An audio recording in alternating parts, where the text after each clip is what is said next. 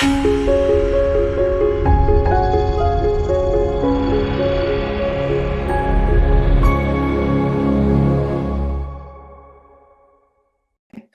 the thing is, I was going to start with asking people, what they were and how that works for them.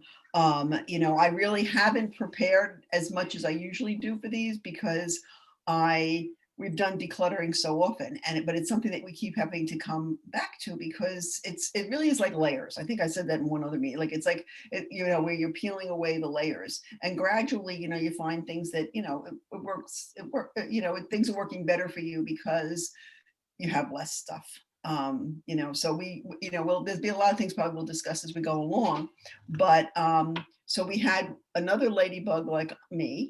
Okay. Linda, did you take this quiz? I did. I took it. Okay. Yes. All right. And you said you were a butterfly. No, I wanted to be a butterfly. But you're a bee. I'm a bee. Right.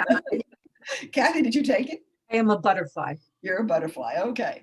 All right. So we have a lot of visual people here, need to see their stuff.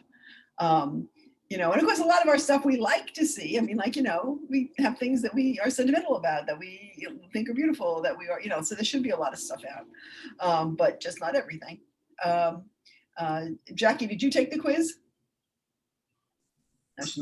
No. No, because I didn't want to know. I figured, I have to be honest, the little things I read, I'm probably a bee. Okay. All right. Okay. This is Michelle here. Can I just say, I'm a butterfly. Michelle's a butterfly. Okay. Okay. And I'm sorry, we have a couple of, butterflies. So I guess the question is, do you have any, So thank you for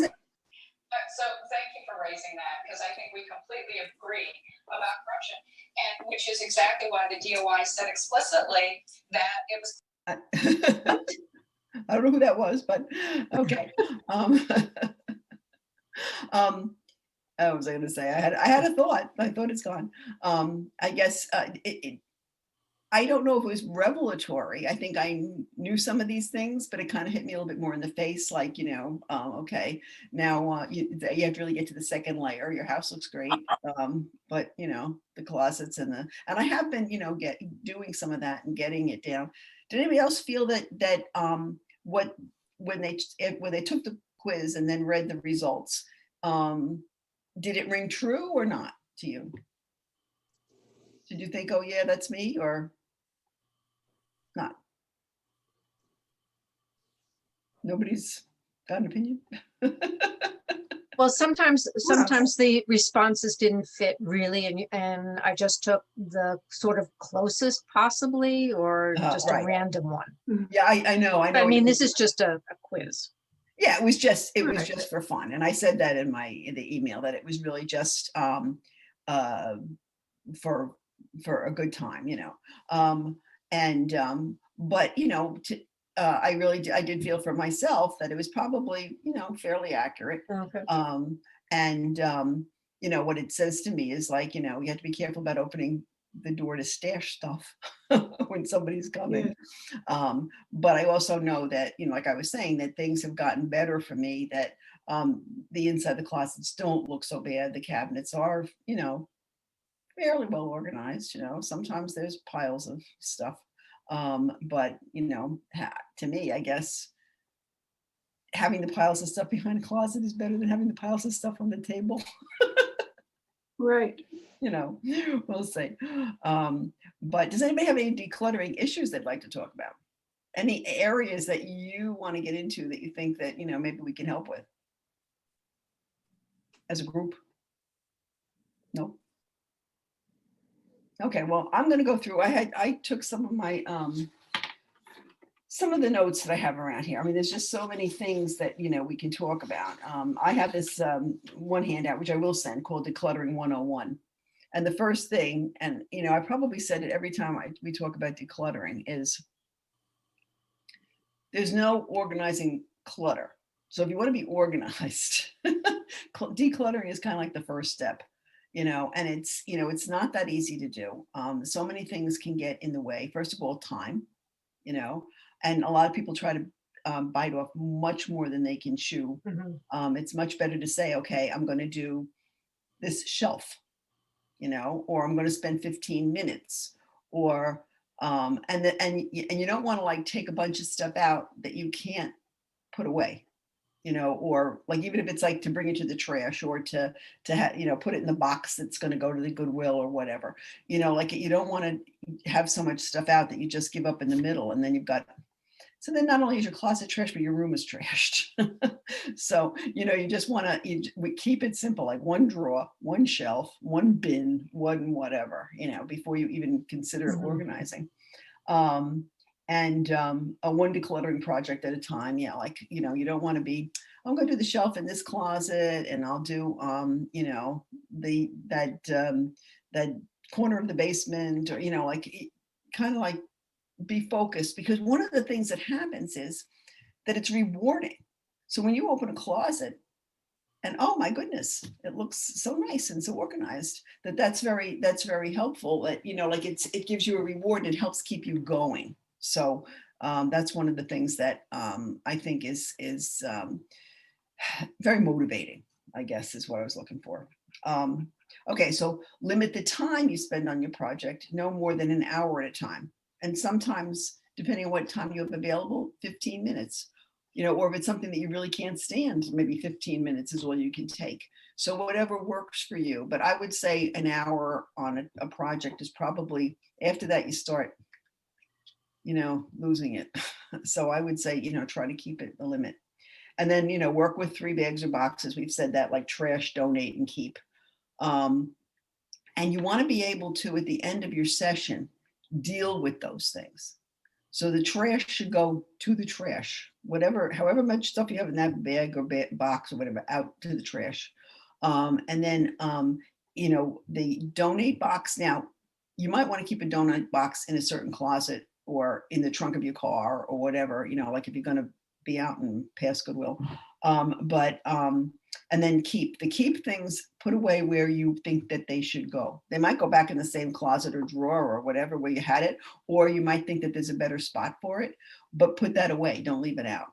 So, you get to be a little bit more, again, you see the results of your labors when you do that. If you get rid of the things at the end of the session. So you have to kind of factor that in. Oh, if you say you're going to spend an hour on that, then you have to remember that at the end of the hour, there's another 15 minutes or so, maybe, of putting stuff away wherever it goes. Beware of bins and storage units, rental units, because sometimes they're essential. My son right now is moving from Oregon to Connecticut. He's in Connecticut, but he's in an apartment. They had a house. They're going to buy another house. So a storage unit makes sense because they're going to need that furniture that they can't fit in this 2-bedroom apartment. But, but that's a temporary thing, and there's a limit on it. Some people spend a fortune because month after month after month after month, they're paying for a storage unit. They don't know what's in there. They never seem to need to use it, like to go check it out and take things out of it. So, the question is, like, why are you spending this money? It's costing you a lot to keep stuff that maybe you don't even really want. You certainly don't seem to need it. I mean, at least in a lot of people, like case for a lot of people. Okay. Okay, really concentrate on what you're doing, no multitasking. So if you've set aside a certain time to use for this job, this decluttering job, that's it. Really limit it to just that, because if you go into the phone and you do this and that, then it's very hard to get back into the process. And it's not a process you have to do every day or even every week or whatever. You set aside time, but that's it. That's what you're going to do during that time. It's an appointment for yourself. Okay. Recognize that a gift giver will not check up on a gift.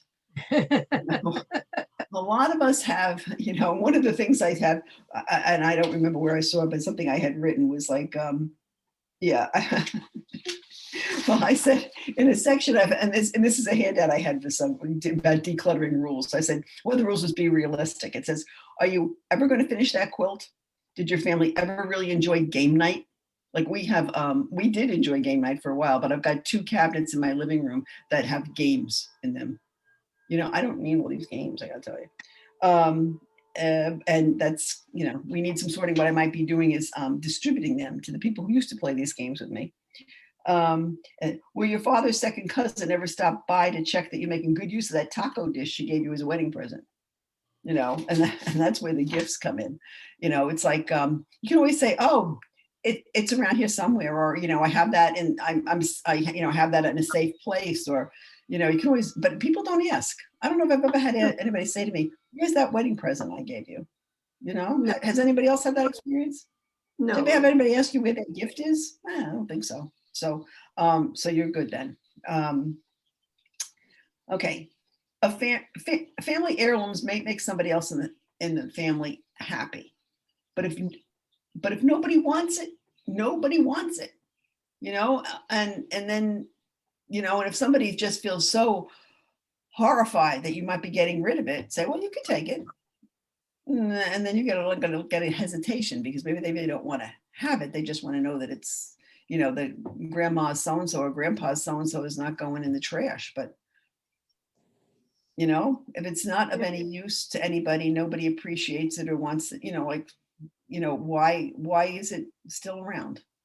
If you gave it to, if you were able to donate it to someplace or sell it on consignment, then somebody else might use it. You might want to throw it out, but you might be able to give it away to somebody who could really make use of it. Let's see. Okay. Don't get hung up on the perfect recipient for your stuff. All right.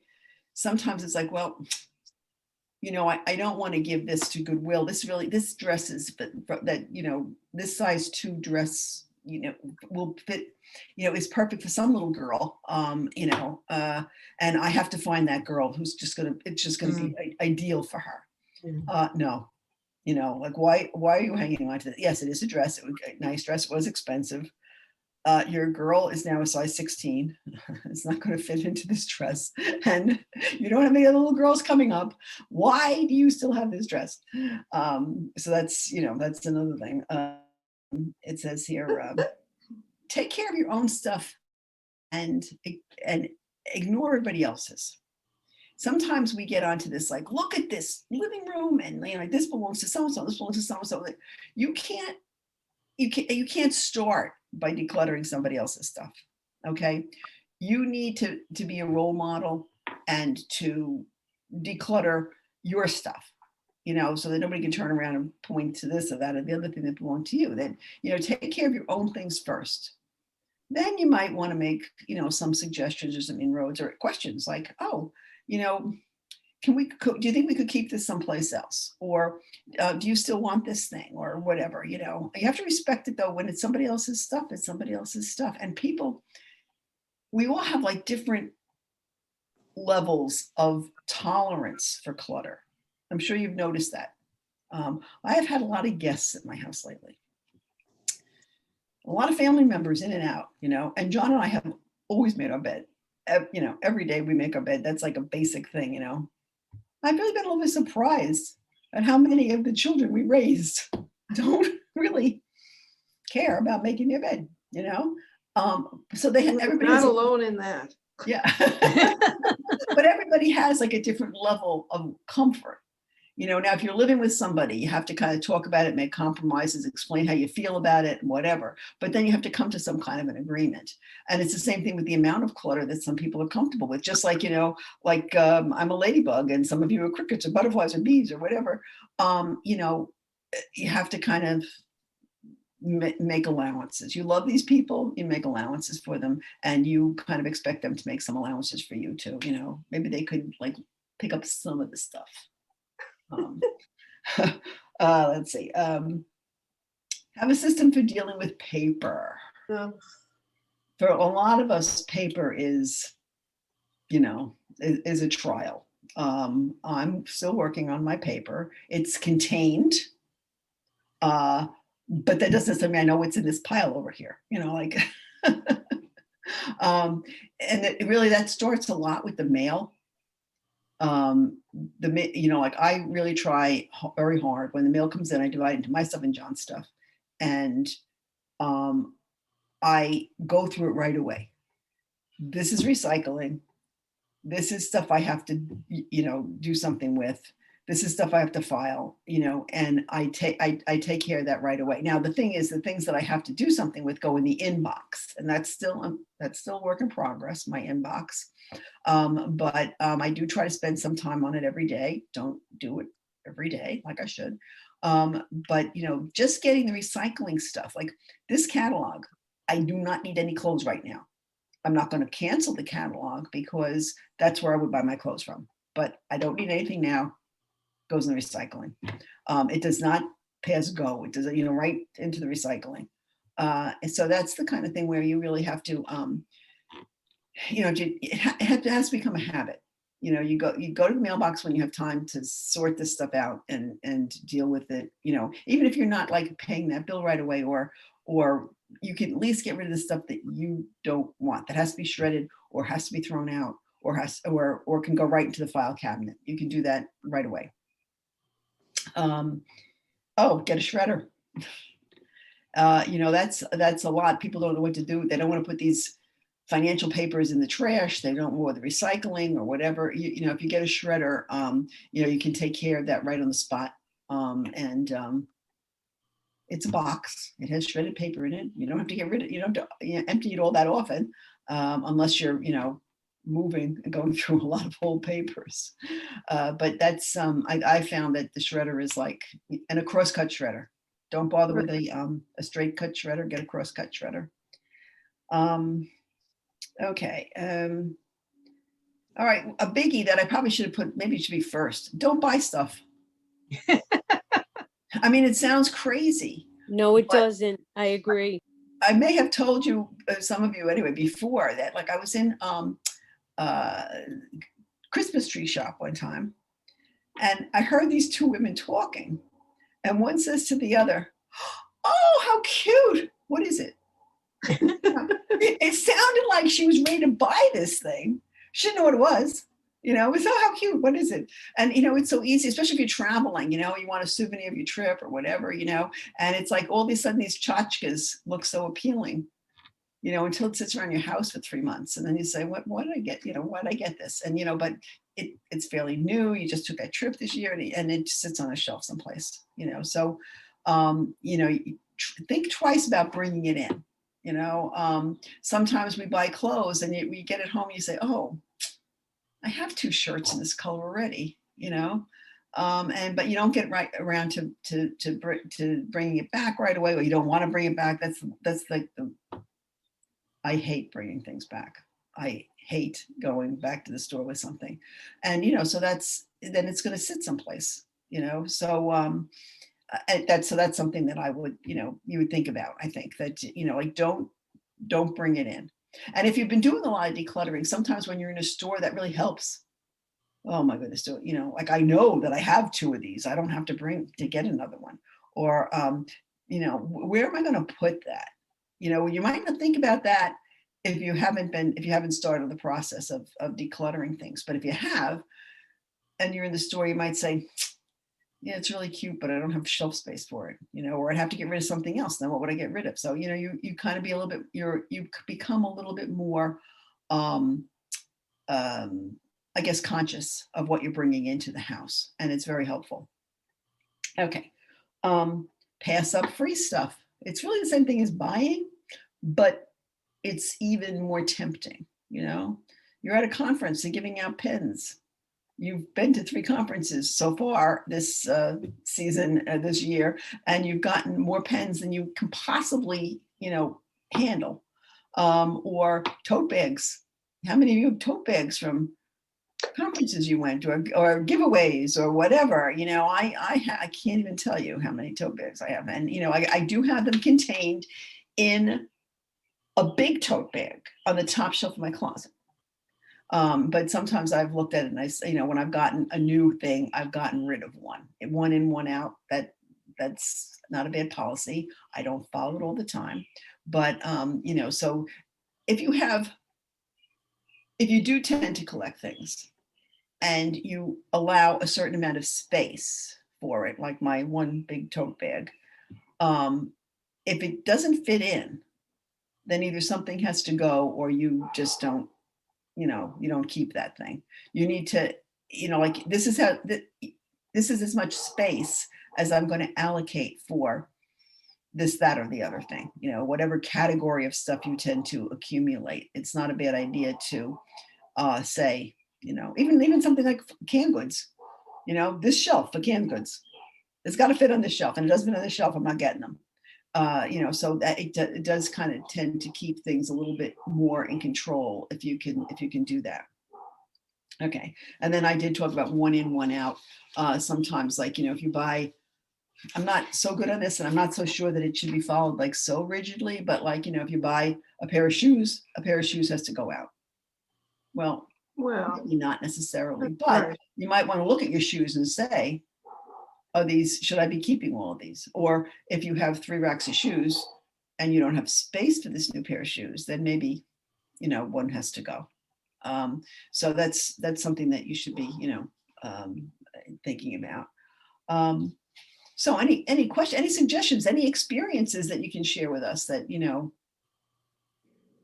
Well, something I did recently, I was cleaning out a closet in my kitchen, and I came across a lot of pots that I do not intend to use anymore because I don't do that much cooking. So I donated a lot of them. Yeah, well, that's a good idea. That's terrific. Yeah, Where because did you donate them? Goodwill. Oh, Goodwill. And also my daughter takes some things to a place down in the city. I can't think of the name of it right now. Okay, well, thank you. That's helpful. Anybody else have something they want to share with us? I've been doing what you suggested, Pat, a couple of sessions ago, and that is when I had things to donate, putting them in the back of the car. Okay, so they that's were good. there. And Are then they if still I was there? driving to New Rochelle to Salvation Army, then I could buy Salvation Army, I could put it in. Yeah, I've done that, and sometimes I've been successful. Other Yeah, times, not always. things have been riding around in my car so much that I don't even see them anymore. You know, like, Yeah. which is not a good thing. But anyways, that's good. Yeah. Okay. Anybody else have something they could share that would be helpful to the rest of us? Okay. You mean in terms of donating? Well, in terms of donating, or in terms of like handling clutter, like where you were successful handling clutter and handling things. Well, Like tips for us. that was food in a food pantry, but the clutter I've boxed up. I made an appointment with Vietnam vets, and they're coming at the end. And now that we're in a safer part of COVID, we they now have more dates, whereas in the beginning of COVID, they just shut down. You know, so Well, yeah. people were afraid to. Yeah, people were afraid to take things. Yes. Like to handle stuff, you know, and you know. Yes, Plus, that's true. More places are accepting things now. Yeah, I wonder if part of the other problem was that with people being home in their own houses, stuck in their houses instead of going being at work or being socializing, they were closet cleaning. I don't know. Right. Yeah, it's true. It's true. But also I told the Vietnam vets last year that I quarantined all the stuff. Yeah. Because I did. Yeah. And I used gloves and a mask to move it. So I was very specific with them. Yeah, good. So Good. yeah. Okay. All right. So let's see. I thought I would. Okay. Does anybody feel like, well, we talked a little bit about it with heirlooms and stuff, but like one of the things we didn't talk about, like if I get rid of this, I'll feel guilty. And sometimes it's because things are sentimental. It was a gift. It belonged to my grandfather. It was whatever. Sometimes it's because of what we call sunk costs. I paid a lot of money for this. And for some of us, that's hard. It's so hard. Like, you know, here's a skirt. you know, it was like $100. Like I never spent $100 on a skirt. How, you know, like what, you know, I can't get rid of this skirt. Like, okay, it doesn't fit you anymore, right? But or something. But you know, so that's an issue. One of the things that you have to remember, I guess, is that you're not going to get it back. You know, that's why they call it sunk costs. You know, I'm just trying to think. My answer machine's going on there. You're not going to get it back. So, you know, cut yourself loose from this thing. If you're not going to use it, you know, it's not serving you at all. You spent a lot of money for it, but you know, if you have somebody you can give it to, that's fine. If you can't give it to somebody, you can donate it. You know, it's I can see where you might not want to toss it out, but you have to kind of rationalize, you know, giving it away so that you can get on with your life, kind of thing. But that's a biggie. It's very hard to part with things. I have a few of my grandmother's plates. My son doesn't want them. My daughter doesn't want them. So I'm donating. Yeah. Did somebody else had a comment? Okay. Yeah, that, I mean, it is hard. You know, like you're not using them anymore. You really don't care as much for them, but you kind of feel because it was in the family so long or whatever, you know, and it's something you have to struggle with. Right. It's and difficult. you know, occasionally we come down or we can come down on the side of it is important to me. And what bottom line is, it is important and I'm going to keep it. Or you just say, well, I can keep it and never use it again. And then when I go, my kids will get rid of it anyway. Yes. You know? Right. Meanwhile, Right. I've been the caretaker for this thing. So, you know, one thing about donating stuff or, you know, trying to get or bringing it to a consignment store or something along that line is that you feel that maybe it'll have another life. Maybe somebody else will use it and enjoy it. So, you know, there's always that, that to think about. Yeah. One of the things that it might be valuable again. That's what people think, you know, like, oh, this is, you know, it's almost an antique now. Like it's going to be, you know, people are going to be dying to get this old potato masher or, you know, whatever it is that, you know, it's because look at this, it's a, you know, it's a relic of the 50s. And so, you know, I mean, and I have gone to antique stores where John and I look at each other, it's like, I remember that when I was a kid. And it's being sold in antique stores, an antique. You know, so that's something else to, you know, to think about is the, you know, the hopes and dreams that someday this will be valuable and it'll be worth a lot of money. I don't really watch this Antiques Roadshow or whatever. But from what I understand is very often, you know, people are very disappointed in what they find out about the treasures they've been hanging on to. Sometimes they're pleasantly surprised, but a lot of times it's, you know, not really worth what they thought it might be worth, you know. Sometimes you can get an idea of something's value by checking eBay. Not so much what people are asking for things, but what things are actually going for, what they're actually selling for. You know, so that's, you know, another, you know, way to kind of and then some people think about what's the cost of living with it?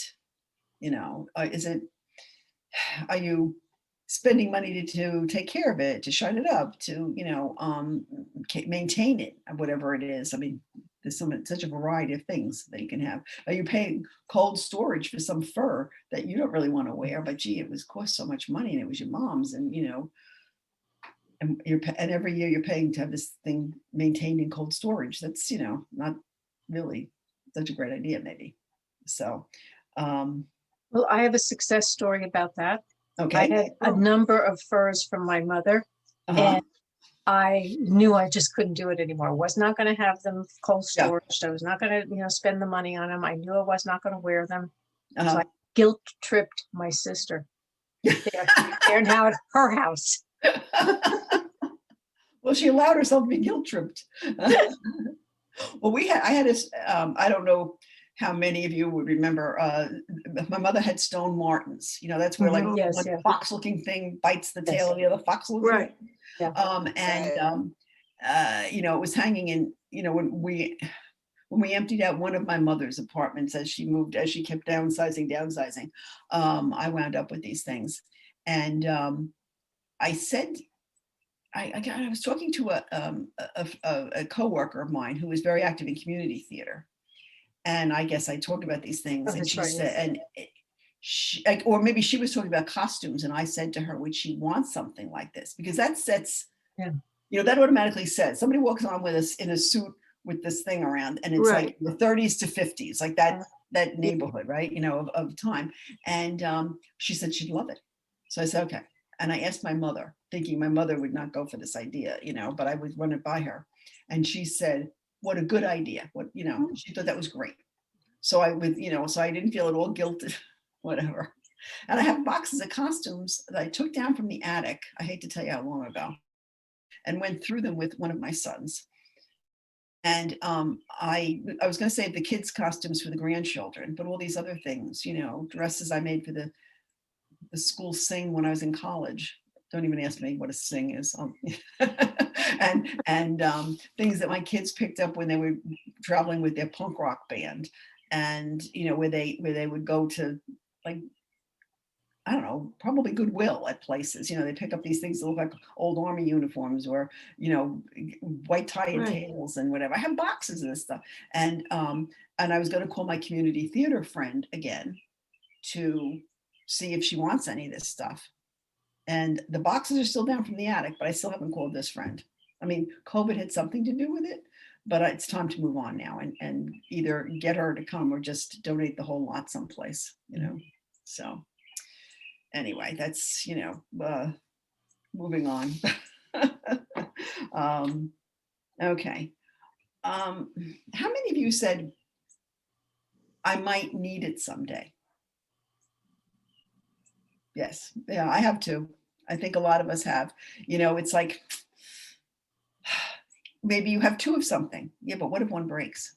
Or it might come in handy sometime. Or maybe my kids will want it, like, 12 years into the future, and so you're living with stuff, and that's really hard to do. Somebody suggested, I've seen this actually in several places, boxing up stuff that you don't really, think you want to, you don't know whether to keep it or not keep it. Tape up the box and put the date on it. If you need something, you can break into the box. But like, if you haven't opened this box in a year, they suggest not even opening the box, just chucking the whole box or donating the whole box because you didn't need it.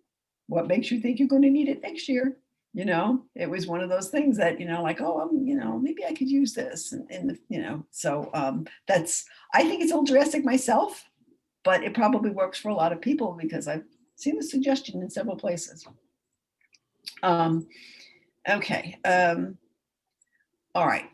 One of the things is we always are looking for a good home for the things. Sometimes we want the perfect place. That can really slow us down. One of the things that I will send you, and I don't know how extensive it is, but I do have a list of places to donate stuff.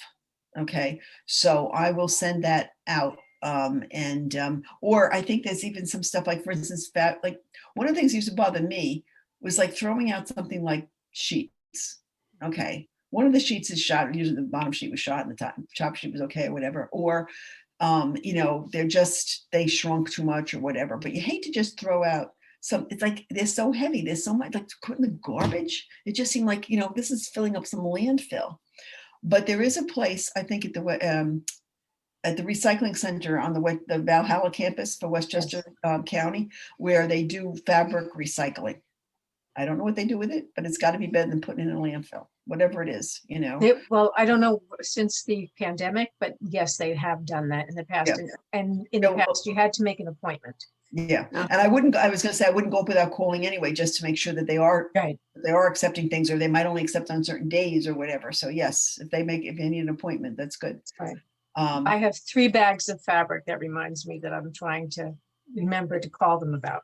Yeah. So that works for clothing too. That's like, you don't want to necessarily donate to Goodwill because it's not really wearable anymore. It might be, you know, there might be a stain on it, or there might be a, you know, a tear where it can't really be repaired, you know, but that's something, if it's fabric, you might be able to donate that, you know, not to donate it, but to bring it up for, so for some kind of recycling if it's possible. So, anyway, I have a list of places for, you know, to help you dispose of your stuff. Okay, Liz has a comment here. Let me just see what it says.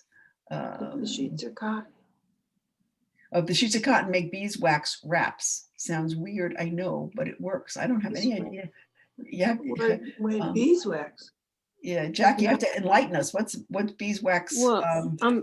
Well, beeswax wraps are a replacement, a long-term replacement for plastic wrap, like to get away from cling wrap.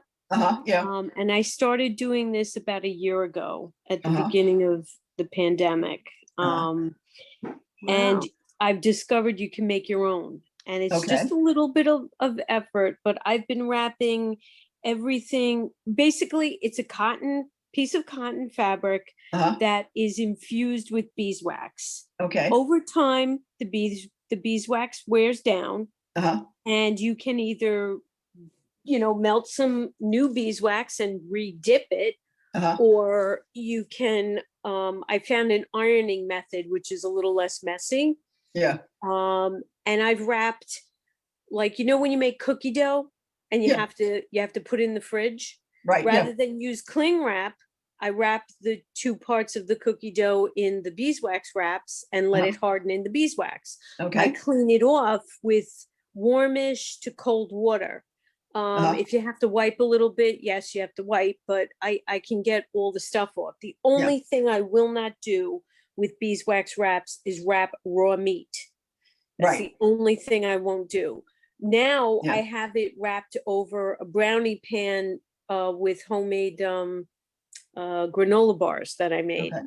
So you could do it for all kinds of food that's cooked, or if you need a quick top on something. It clings to itself because it's beeswax and it's slightly sticky.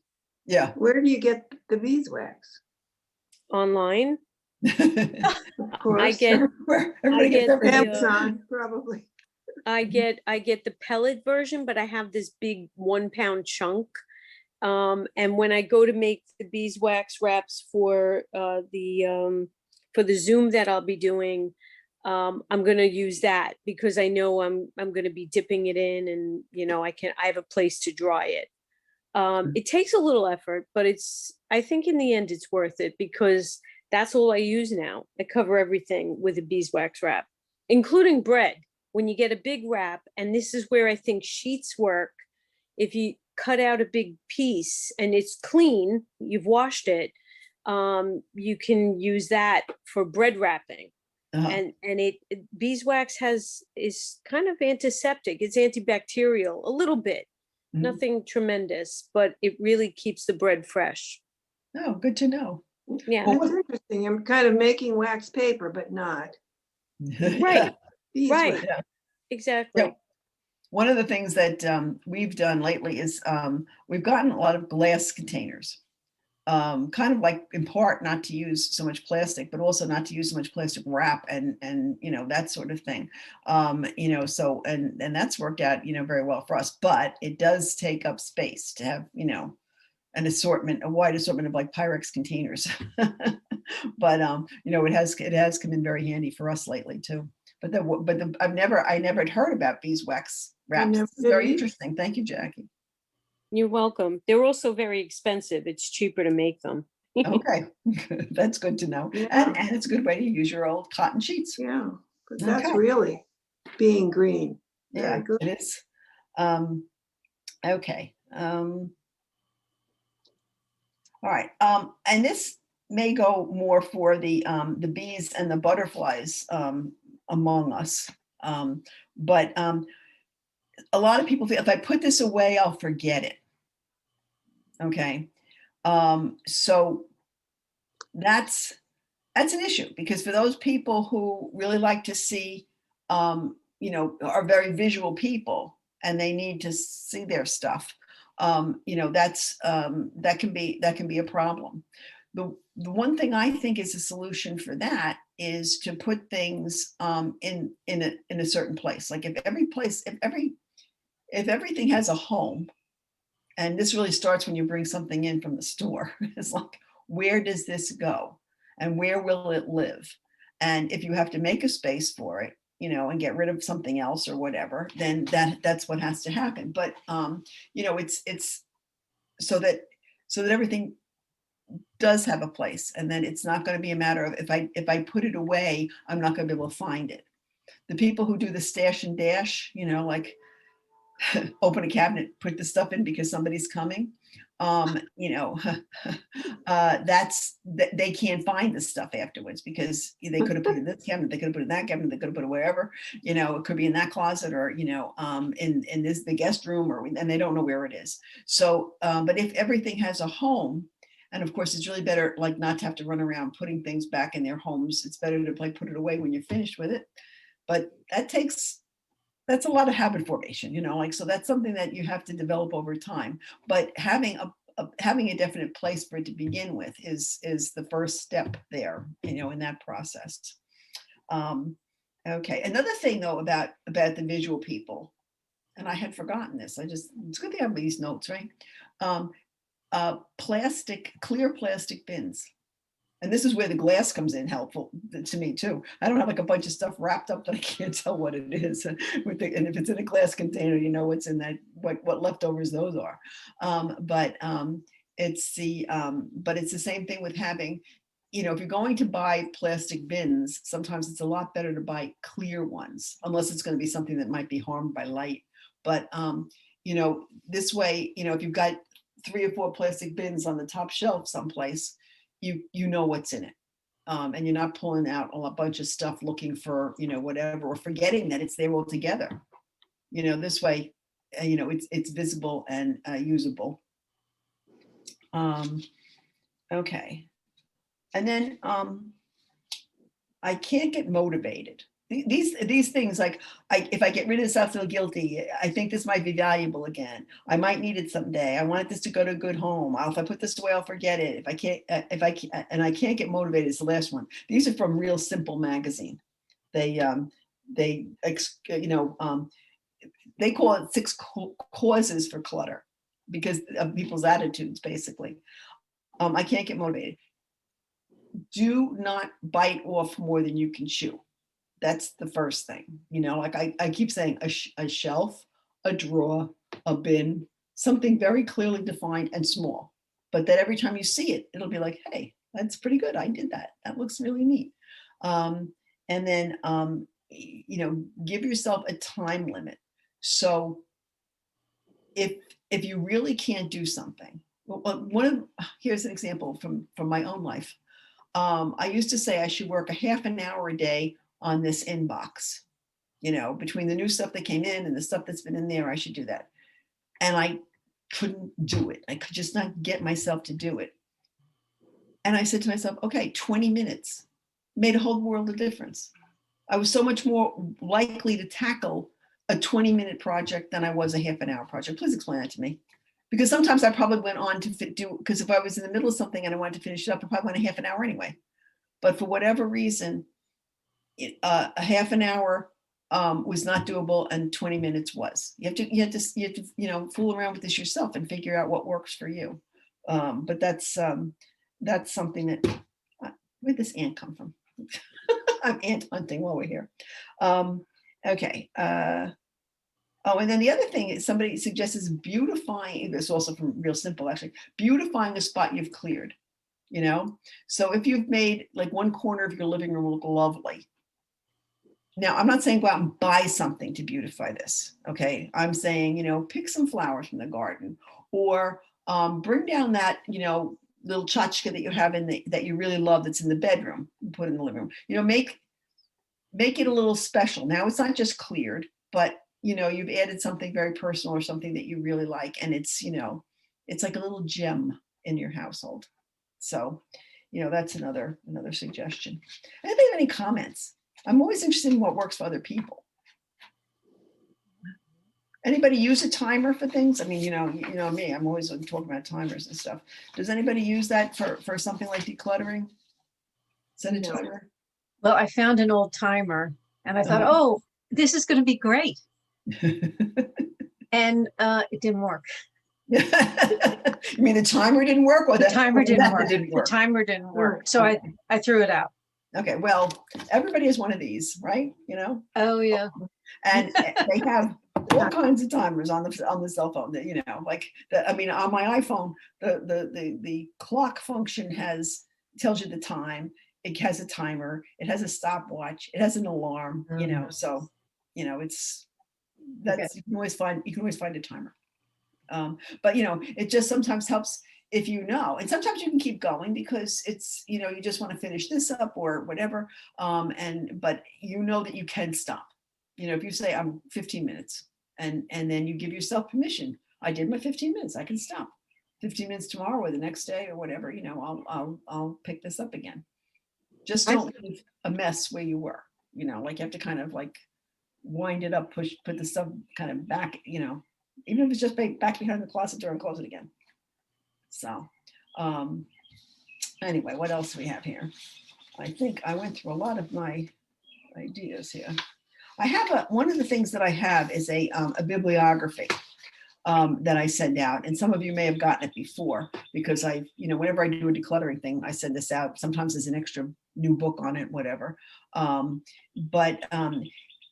find it helpful because sometimes different methods work for different people. I'm very hesitant to say this is the way it has to be done. I mean, I can give you warnings that sometimes this isn't such a great idea, but different things work for different people.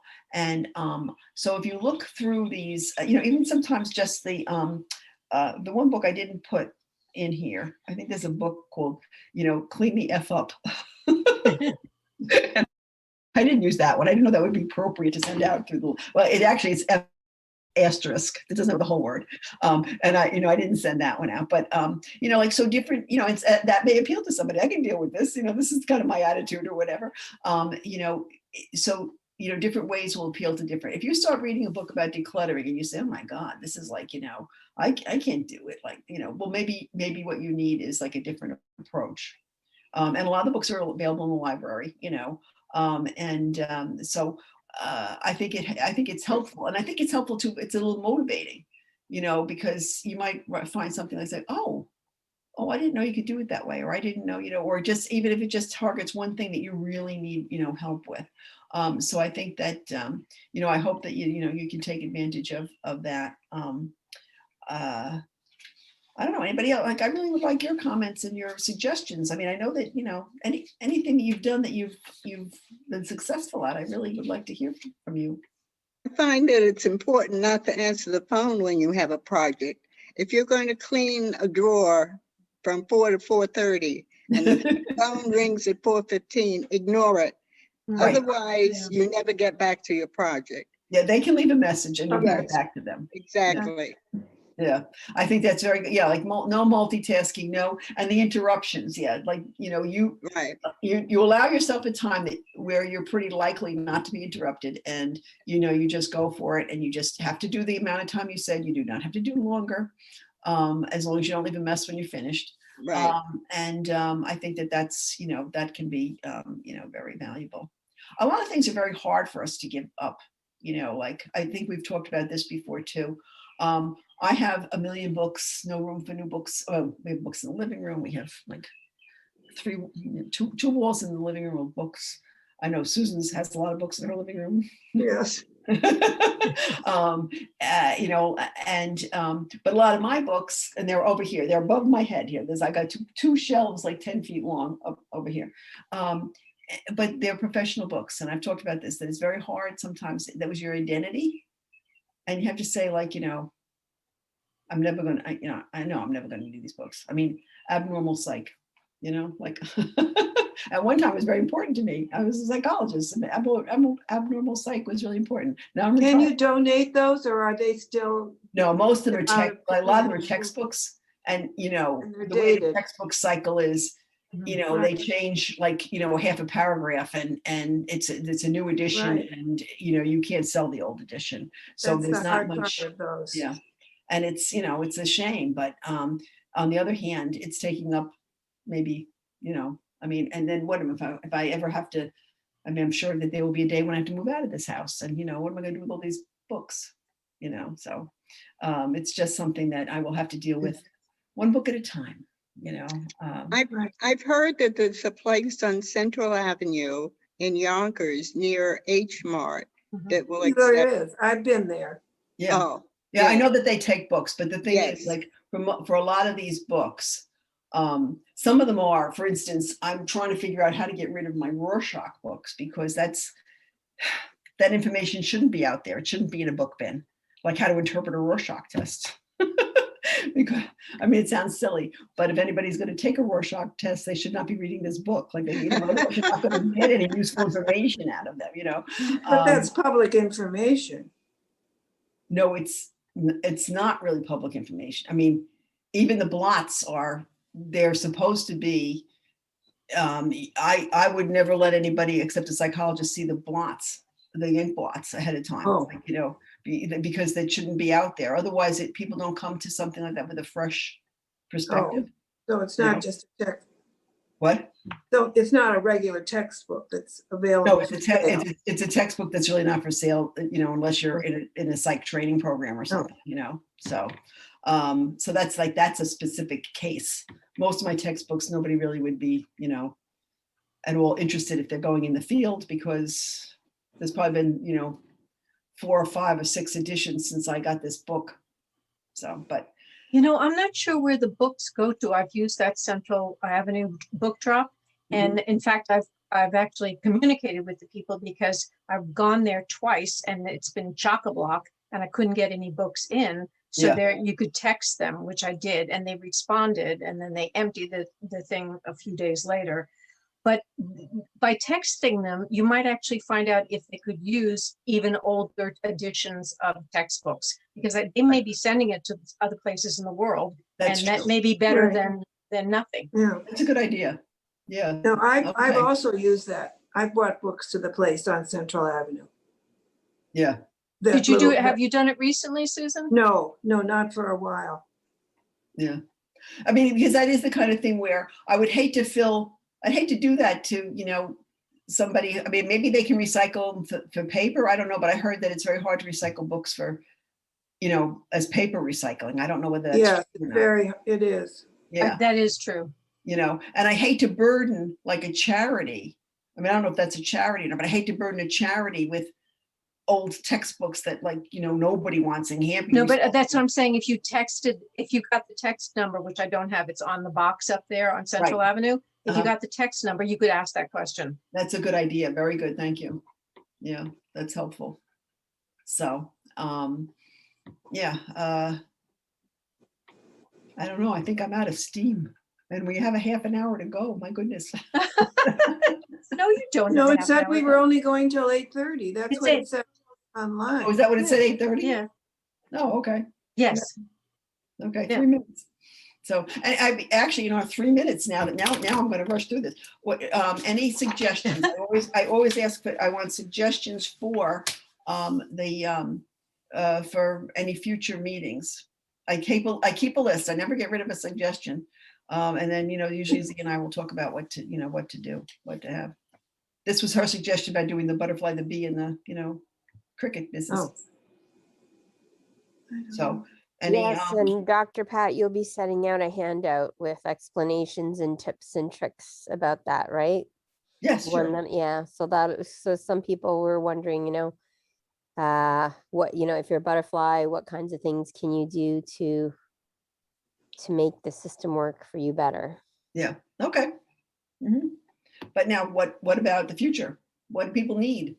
Because it's not just, I mean, we talk about decluttering a lot because that's what's on people's minds a lot, but we also talk about, you know, habit formation and time management and organization. You know, I said you can't organize until you've decluttered, but, you know, we can talk about organization issues if somebody has, you know, this, you know, things. Yeah, I think that's a good topic, is organization. Like once you get everything down, how do you order things? How do you categorize? How do you Okay. place them? Now, is there any kind of, now, sometimes this would depend on what type of, where you're working. In other words, like paperwork is completely different from like organizing your kitchen or organizing. Does anybody have any particular area they'd like to organize?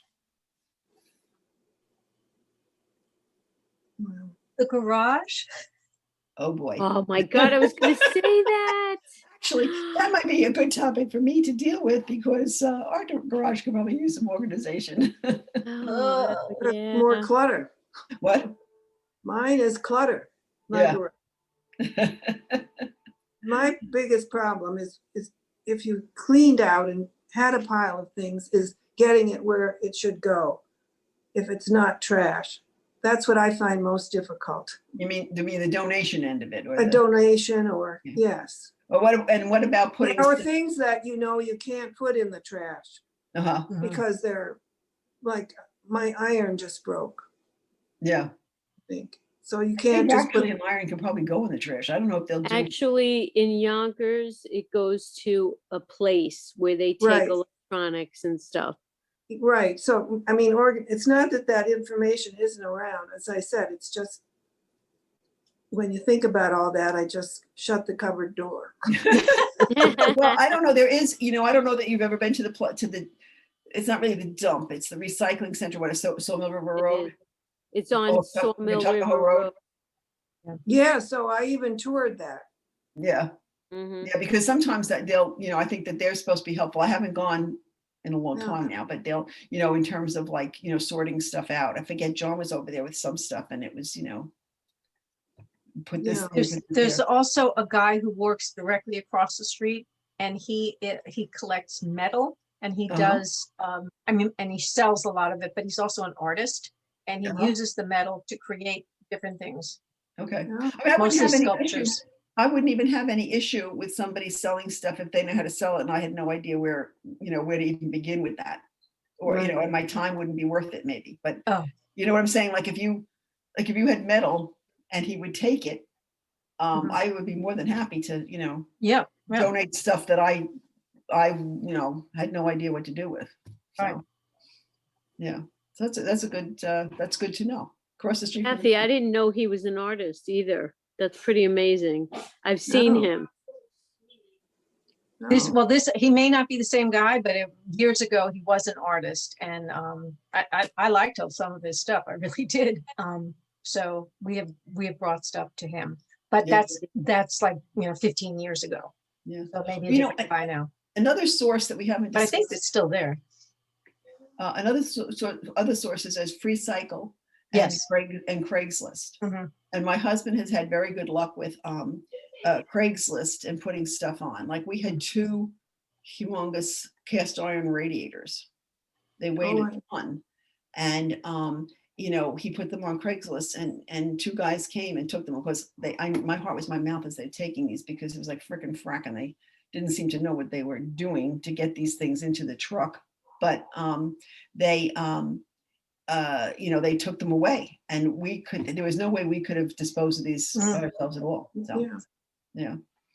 So sometimes that's a good idea. Craigslist, Free Cycle, you just say, sometimes you can say curbside, pick it up, but anyway, I always feel if somebody's going to use it, I don't care if they're going to sell it. If I can't do anything with it or it's not worth my time to do something with it, then yeah, take it. Has anybody used OfferUp? I'm sorry, what was that? It's an app. It's called OfferUp. OfferUp? Mm-hmm. No, I don't know of it. I don't know it. Yeah, it's an app. So you can download it onto your phone and then you can search and you can put how many miles and what kind of thing you want. I mean, to get something. What about to get? Yeah, you can sell. Probably both. Yeah. Better, just like Craigslist. It goes both ways. You can sell things, you can buy things, Okay. and it works pretty well. I tried it. Okay, and, good. it's fairly easy to use. So that's another thing for people to explore. All right, good, Brett. That's great to know. I have to write all these sources down because I don't think I have any these on a list someplace. I have to do that. But Has anybody tried Facebook Marketplace? I'm not on Facebook. Not on on Facebook. Yeah. So what's that like, Z? Do you know? Well, you just basically the same thing. You can search by miles and type of thing, and then you just put up what you're selling with a picture, and then you can, sell it, or if you're looking for something. Okay. So it's the same thing as Craigslist, basically. Yeah, basically, but Facebook Marketplace, I guess, is Yeah, sounds like. well, I mean, it's related to Facebook and go on But I through mean, Facebook. but I just feel that like anything to keep stuff out of a landfill is, helpful. If somebody else can use it, sell it, do something with it, I think that that's terrific, passing it on instead of dumping it Right. someplace. Yeah. So, anyway, but I haven't gotten many, except for organizing garages. I haven't gotten many suggestions for future meetings. Nope. Not happening. Well, let's see. Do people want to write it in the chat? Some people can't unmute. We had a couple of people writing things in the chat before. Oh, okay. Yeah. I haven't read everything. When you run the meeting, it's hard to read all the chat, but Yes. I would like to go through and see that. Yeah. Let's see. Yeah, Michelle responded to you in the chat for a few things. Yeah.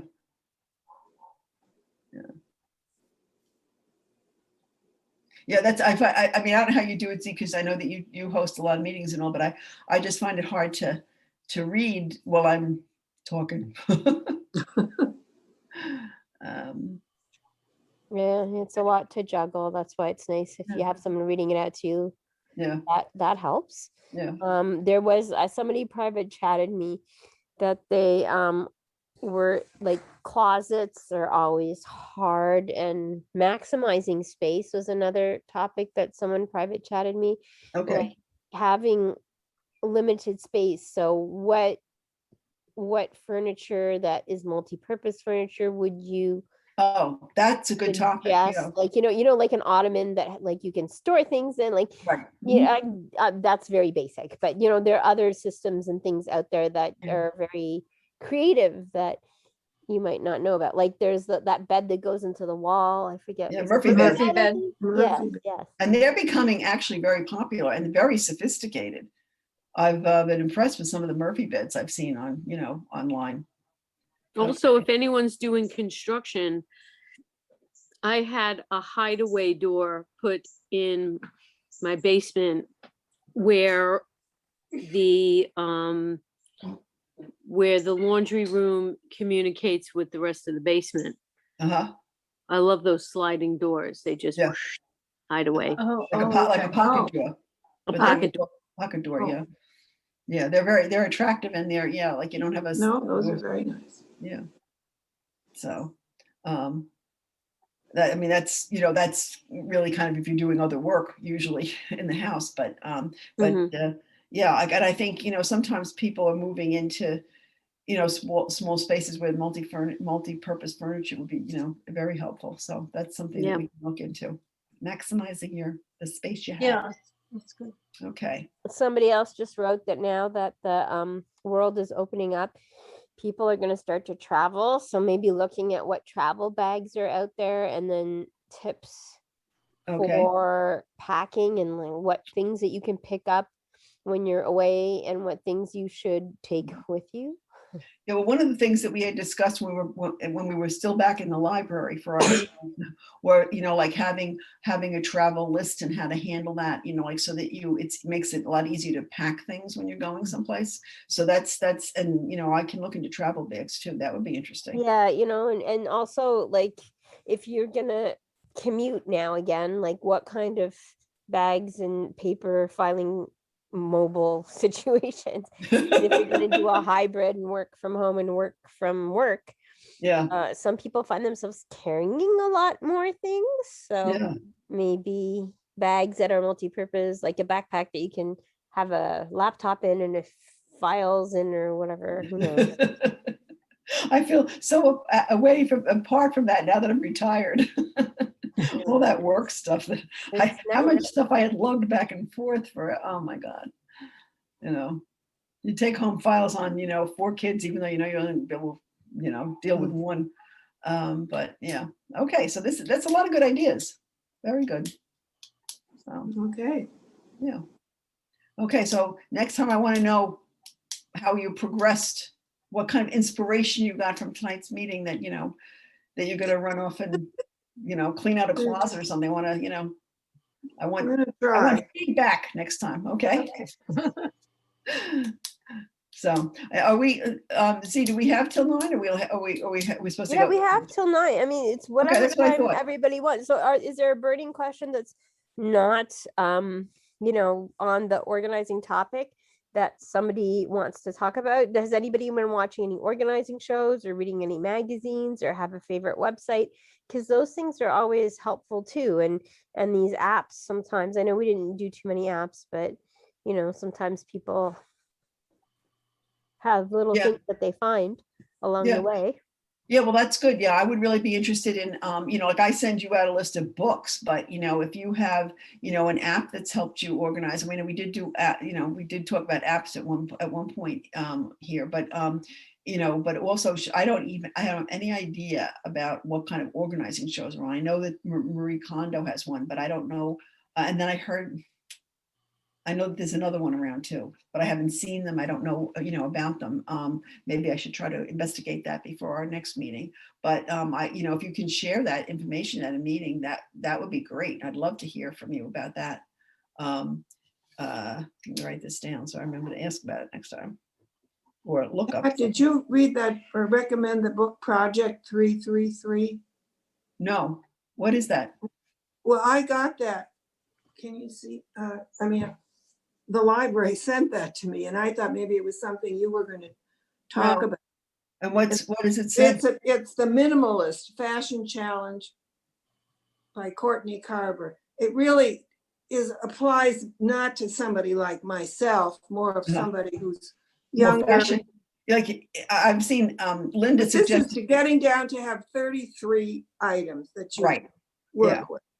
Yeah. And it does at the end pick 3 or 4 people in different areas, some even in Europe, and list what their 33 might be, different periods of time. No, it's kind of interesting, but when you talk about travel, one of the things they talk about is traveling with less. Yeah. Well, we had one of the things that we did, and I'm trying to think of the name, what they call it, a wardrobe. But we did that when we were at the library. We did talk about, a limited wardrobe and limited to a certain number of pieces, right? And how whether that was doable or not. And Linda Youngren had suggested to me the book The Conscious Closet, which was interesting about buying things that are more well made and not disposable clothes, essentially, because Jackie.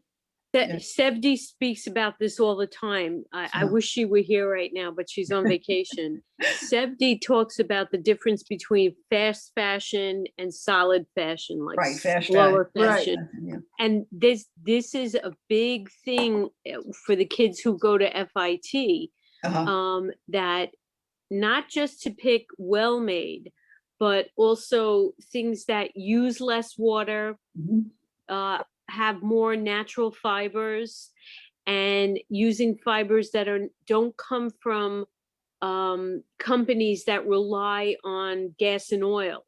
Yeah, well, a lot of synthetic fabrics are made with fossil fuels, and that's right. And here in Westchester County, we have Eileen Fisher, and she has been committed to doing that for a long time. And I don't know if anybody goes to her store, the Renew store in Irvington. I haven't seen it yet. The Renew store is how do you put it? Clothing that has been owned by somebody else beforehand, but has been cleaned, and it is resold. And that's my wardrobe. Like a consignment. I'm going to go there because I want to bring this up. Yes, but she also had new things there. Well, she used to have green Eileen that was on Central Avenue, That's right.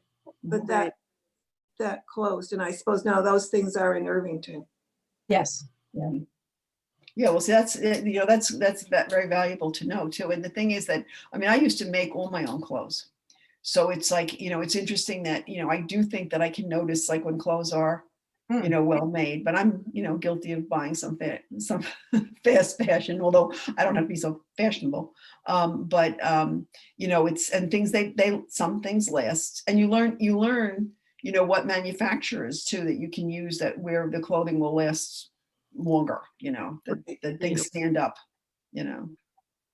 so. Susan, you got that book because of book chat. Oh, I guess I should have realized that, but it was interesting. Mhm. Well, I only remember that because Psy.D said, "Oh, I should read that." Well, as I said, it was not for my lifestyle, that's no longer the way I live, or I'm Yeah. not sure I ever did. Yeah. But it's interesting what they picked for 33 items. Yeah. And that included jewelry. It didn't include underwear or pajamas, things like that. Mhm. That was, Yeah. Yeah, But we it had talked didn't about that. include- We had talked about it, and I was like, and it was. I mean, I thought to myself, it's very hard to like define, like that to limit like so strictly, and to deal with. And I don't think I have like a ton of clothes. I mean, actually, what I have is a lot of the same clothes. Like I have a lot. People joke about my turtlenecks, like I have a lot of these lightweight turtlenecks. I have a lot of like fleeces. That's where we're all winter, a lightweight turtleneck and a fleece. But to actually limit the number of things is, tough. Yeah. But well made, you still look good, and most Yeah. people aren't going to remember what you wore the last time they saw you, So anyway, so we have quite a few ideas here. I was writing furiously. I like the idea of maximizing the space that we have. I'm not so crazy about organizing the garage, even though probably a lot of us could use that. I could use it myself. I don't know about working, carrying stuff back and forth, but I could look into that. Like, I don't know. I guess some people might be working remotely and in the office now. So yeah, travel bags, travel lists. I think that's a good one. But next time we meet will be July, so people will be going on vacation. So maybe that'd be the most appropriate then. So I really think this is great. Thank you all very much. Thank you, Pat. Yeah. Thank Okay, you. thank you. Okay, so unless other people have anything to add, I think I'm done.